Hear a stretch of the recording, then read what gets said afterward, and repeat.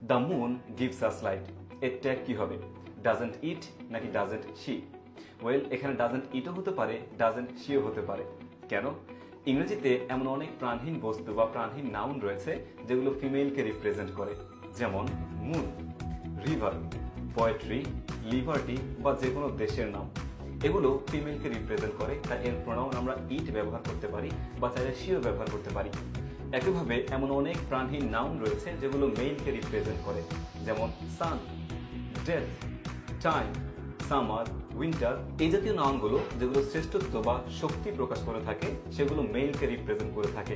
তাই এক্ষেত্রে আমরা প্রোনাউন ইট ব্যবহার করতে পারি বা হি ব্যবহার করতে পারি। এই যে বস্তু বা অবজেক্টগুলো রয়েছে এগুলো একই সাথে অবজেক্ট এবং পার্সনের মতো কাজ করে থাকে, তাই এদেরকে বলা হয় পার্সনিফাইড অবজেক্ট।